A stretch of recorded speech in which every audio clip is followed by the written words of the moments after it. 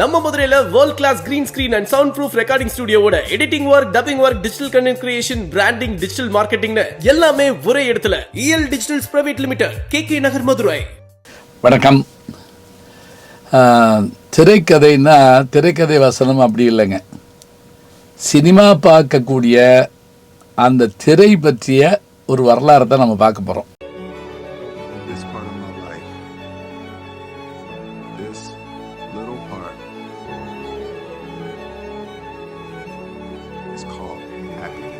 Cinema ஆரம்பித்த கதையை நீங்கள் பார்த்தீங்கன்னா, முதல் சினிமா நமக்கு தெரியுது 1913 ராஜா ஹரிச்சந்திராங்கிற படத்தை தாதா சாஹேப் பால்கே எடுக்கிறாருங்கிறோம் இந்திய சினிமா. அதே மாதிரி தமிழில் நடராஜ முதலியார்னு ஒருத்தர் தான் ரொம்ப குறிப்பிடுவாங்க, கோயம்புத்தூர்காரர் அவர். அப்போ இவங்கெல்லாம் என்ன பண்ணாங்க அப்படின்னா, பெரிய ஸ்க்ரீனில் படம் காட்ட முடியுமா, ஸ்க்ரீனை கட்டி படத்தை கட்ட முடியுமா, பயாஸ்கோப்னு ஒன்று, அதாவது இப்படி இதுக்குள்ளே கண்ணை வச்சு இப்படி பார்ப்போம் நம்ம, பாரு பாரு நல்லா பாரு, பயாஸ்கோப்பு படத்தை பாரு அப்படின்னு ஒரு படத்தில் கூட ஒரு பாட்டு வரும், குருதட்சணைன்னு ஒரு படத்தில். இப்போ ஒரு ஆளா 2 ஆளா வரிசையில் நின்று பார்க்கறது போக ஒரே நேரத்தில் எல்லாருமா உட்காந்து பார்க்கக்கூடியது தான் தியேட்டர் அனுபவம், நாடகம் மாதிரி சினிமாவும். இந்த இதில் பல இடங்களில் திரை இருக்காது, அது கட்டடமாக தான் இருக்கும். அப்போ ஸ்க்ரீன் கட்டுவாங்க, அந்த ஸ்க்ரீன் தான் அந்த நம்ம சினிமா பார்க்கக்கூடிய திரை. இப்போ இது டூரிங் தியேட்டர், அதே மாதிரி நல்ல பெரிய தியேட்டர். சென்னையில் முதல் தியேட்டர் எலக்ட்ரானிக் தியேட்டருக்குண்ணா, அதான் இப்போ மவுண்ட் ரோட்டில் இந்த போஸ்ட் ஆஃபீஸ் பக்கத்தில் இருந்ததுக்குறாங்க. என்னுடைய இணைய நண்பர் பத்மஸ்ரீ கமலஹாசன் அவர்கள் ஒரு முறை சொன்னார், சினிமா பெரிய திரை, பிறகு சின்ன திரை, இப்போ நம்ம தொடுகணினி திரை, வாட்சில் வச்சுக்கிட்டு பார்க்கக்கூடிய திரை, இதெல்லாம் மாறி மோதிரத்துக்குள்ள சினிமா வந்தாலும் அதுலேயும் நான் இருப்பேன் அப்படின்னாரு. இதுதான் ஒரு உண்மையான முன்னோட்டமான அறிவு. எது வடிவம் மாறினாலும் அதில் நம்ம இருக்கிற மாதிரியாக இருக்கணும். இப்போ பாருங்கள், சாதாரணமாக சினிமா தியேட்டர்களில் இருந்த ஸ்க்ரீனுக்கு பேர் என்ன அப்படின்னா, அது 35 mm ஸ்க்ரீன்னு பேர், 35 mm ஸ்க்ரீன்னு பேர் இருக்குது. அதில் தான் படத்தை கொண்டு ரீல் வச்சு கார்பனை அப்படி இது பண்ண பொருத்தி அதில் லைட்டை கொடுத்து ஓட விடுவாங்க. முதல்ல சவுண்டு கிடையாது, சப்தம் கிடையாது, அப்புறம் தான் அது சேர்க்கப்பட்டது, ஒளிக்கலவை சேர்க்கப்பட்டது. இப்போ இந்த ஸ்க்ரீன் 35 mm தான் வெகு காலம் இருந்தது. இது எப்போ மாறுது அப்படின்னா, இதில் மாற்றம் கொண்டு வர்றதுக்காக ஒரு 2-3 வகை கொண்டு வர்றாங்க. ஒன்று சினிமாஸ்கோப்னு ஒன்று கொண்டு வர்றாங்க. எனக்கு தெரிஞ்ச தமிழில் முதல் சினிமாஸ்கோப் படம் எது அப்படின்னு பார்த்தீங்கன்னா, சிவாஜி அவர்கள் நடித்த ராஜராஜ சோழன் சினிமாஸ்கோப், அதாவது நீளம் அதிகமாக இருக்கும். அப்புறம் அடுத்து 70 mm ஸ்க்ரீன் ஒன்று கொண்டு வந்தாங்க, பிரம்மாண்டமான திரை. பிரம்மாண்டமான திரையில் மாவீரன் படம் அதில் எடுக்கப்பட்டது. நம்ம சூப்பர் ஸ்டார் ரஜினிகாந்த் அவர்கள் ஹிந்தியில் தர்மேந்திரா நடித்த ஒரு படத்தை தான் தமிழில் பண்ணாங்க. அது பயங்கர வெற்றி பெற்றது. அதே போல் பெரிய ஸ்க்ரீனில் வந்த படம் அது ஒன்று. எனக்கு தெரிஞ்ச மதுரையில் சினிப்பிரியா தேட்டரில் அந்த 70 mm பெரிய ஸ்க்ரீன் முதல் படம் என்னன்னு கேட்டிங்கன்னா, மெகனாஸ் கோல்டு போட்டாங்க. திரும்பி பழைய படம் தான் அது, கிரிகிரி பக் நடித்த படம் அது. அந்த புதையலை தேடி போவாங்க. அந்த இதை தேட்டரில் பார்த்தபோது அந்த குதிரை ஓடி வரதை பார்த்தா தேட்டருக்குள்ளே வந்துருமோன்னு எல்லோரும் பயந்தோம். அதே மாதிரி அதே 70 mm ஸ்டீவன் ஸ்பீல்பர்கனுடைய க்ளோஸ்டு என்கவுண்டர்ஸ் தேர்ட் கைண்ட் அப்படின்னு ஒரு படம். அதில் அது இந்த பறக்குந்தட்டுகள் இறங்குறது. கடைசி காட்சியிலங்க பெரிய பறக்குந்தட்டு இறங்குறப்ப அது திரை முழுவதும் எல்லாரும் எந்திரிச்சு நின்று கைதட்டுற மாதிரி ஒரு இது பண்ணாங்க. அதாவது திரையினுடைய மிரட்டல் இதெல்லாம் இருக்கட்டுங்க. இதெல்லாம் தாண்டி ஒரு ஸ்க்ரீன் வந்தது, அதுதான் நம்ம பார்க்க போகிறோம் முக்கியமாக. அதான் ஹீரோ ஐமேக்ஸ் தியேட்டர். ஐமேக்ஸ்னா என்ன அப்படின்னு கேட்டால், இமேஜ் மேக்சிமம், அதான் அர்த்தம். ரொம்ப நாளாக இந்தியாவுக்குள்ளே வரல. அப்புறம் பாம்பேயில் வந்தது. இப்போ வேளச்சேரியில் ஃபீனிக்ஸ் மாலில் அந்த ஐமேக்ஸ் தியேட்டர் வந்திருக்குது. அப்புறம் ஐநாக்ஸ் தனியாக இருக்குது. இந்த ஐமேக்ஸ் தியேட்டருடைய அனுபவங்கள்ங்கிறது சாதாரணம் இல்லை. சமீபத்தில் திரையுலகத்தை சேர்ந்த தனஞ்சயன் அவர்கள் ஐமேக்ஸ் தியேட்டரை பற்றி நல்லா ஒரு பேட்டி கொடுத்துருந்தார், பார்த்தேன் நான். ஐமேக்ஸ்ன்றது ஒரு புது அனுபவம். ஐமேக்ஸ் மாஸ்டரிங்கே தனியாக பண்ணணும். 12 நாட்கள் முன்னாடி நீங்கள் ஐமேக்ஸ் நிறுவனத்துக்கு கொடுக்கணும். இப்போ நான் இந்த படம் பார்த்துருக்கிறேன்.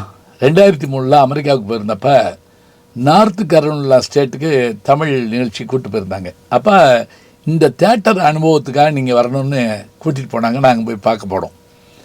உண்மையாங்க அந்த தேட்டர் பெருசுங்கிறதுலாம் இருக்கட்டும், திரை அப்படி ஒரு பெரிய திரையை நான் பார்த்ததே கிடையாது. படம் போடுறதுக்கு முதல்ல என்ன பண்ணுறாங்கன்னா, அந்த திரை பற்றிய செய்தியை நமக்கு சொல்கிறாங்க.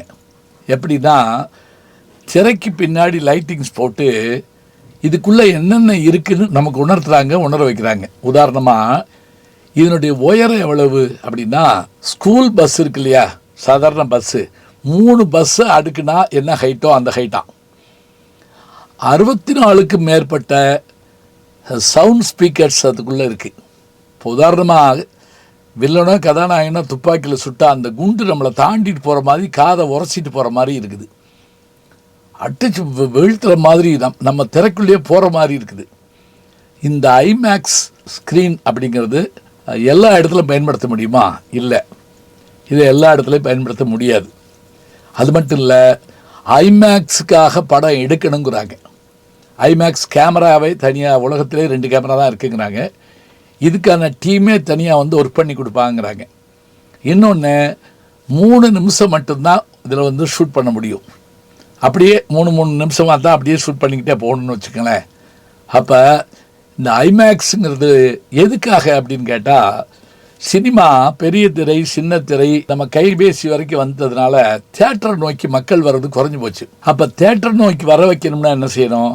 பிரம்மாண்டத்தை நீங்கள் கடிகாரத்துக்குள்ளேயோ நம்முடைய கைஃபோன்லேயோ பார்க்க முடியாது. இப்போ 10 கமாண்ட்மெண்ட்ஸ்னு ஒரு படம், அதே மாதிரி பெரிய ஆங்கில படங்கள், வார் பற்றிய படங்கள், இப்போ அதே மாதிரி அயலக கிரகங்கள் பற்றிய படங்கள், ஜார்ஜ் லூகாஸ்னுடைய படங்கள், ஜுராசிக் பார்க்கில் அந்த இது வந்து நிற்கிற போது நமக்கு என்ன ஏற்படுதுன்னா, ஒரு அச்சம் ஏற்படணும்னா அந்த ஓசையும் மற்றவையும் வரணும். கமல் சார் கூட தன்னுடைய அந்த மும்பை எக்ஸ்பிரஸ் கொண்டு வர்ற போது அந்த ஒளி அமைப்புக்கு ஏற்றபடியாக தியேட்டரில் பல மாற்றங்கள் செய்யணும்னாரு. பல பேர் அதை ஏற்றுக்கிறவே யோசிச்சுக்கிட்டு இருந்தாங்க. இப்போ டிடிஎஸ்ன்னு போடுறப்பயே நமக்கு அந்த உணர்வு வரணுங்கிறாங்க. அதே போல் ஐமேக்ஸ் தியேட்டரில் படம் பார்க்குறப்ப டிக்கெட் கூட. ஏன் டிக்கெட் கூட அப்படின்னா, அது எடுக்கப்பட்ட முறை, திரையிடப்பட்ட முறை, இதை வச்சு அது கூட வரும். அதுக்கு நம்ம கொடுத்து பார்க்கறதுக்கு தயாராக இருந்தால் மாத்திரம் போகணும், போயிட்டு வைக்கக்கூடாது நம்ம. அப்போ பெரிய படமாக பெரிய திரையில் திரையிடுவது தான் இந்த ஐமேக்ஸ் அனுபவங்கிறது. இந்த அனுபவத்தை பெறுவதற்காகவாது நம்ம போய் பார்த்து வரணும். இதற்கான அந்த வேலை பார்க்கக்கூடிய தொழில்நுட்ப கலைஞர்களும் அதற்கேற்ற நடிகர்களும் இந்த 3D கேமரா யூஸ் பண்ணுற மாதிரி தான் இதை பண்ண முடியுங்கிறாங்க. இந்த அனுபவத்தை பெறதா இருந்தால், இப்போ மதுரையில் கிடையாது, கோயம்புத்தூரில் கிடையாது, சென்னையில் ஒரு இடத்துல இருக்குது, பாம்பேயில் இருக்குது, வெளிநாட்டில் இருக்குது அப்படின்னா, இப்போ இந்த அனுபவத்தை பெறதுக்காகவாது போகணும். இன்னும் சொல்ல போனாங்க, மேல்நாட்டுக்காரங்களுக்கெல்லாம் கதை இல்லைங்க. நம்ம மகாபாரதம், ராமாயணம், கந்தபுராணத்தெல்லாம் நம்முடைய மித்திக்கல் கதைகள் இருக்குல்ல, இதை இந்த பெரிய ஸ்க்ரீனில் பிரம்மாண்டமான 10 தலையோட ராவண நிற்கிறான்னு வைங்க, இந்த 10 தலையை இந்த ஐமேக்ஸ்லேயோ பார்க்குறப்ப எப்படி இருக்கும்? நீங்கள் உடனே கேட்கலாம், திருப்பி அதுக்குள்ளே தான் போகணுமா அப்படின்னு. அங்கே தானே வர்றாங்க. கல்கி படம் என்ன நினைக்கிறீங்க? எங்கேருந்து வருது? அஸ்வத்தாமன்லேருந்து தானே ஆரம்பிக்குது. அப்போ நம்மகிட்ட நிறைய விஷயங்கள் இருக்குது. அதை விஞ்ஞானத்தோடு பொருத்தி பார்ப்போமே ஆனால் பெரிய சாதனைகளை உருவாக்கலாம்.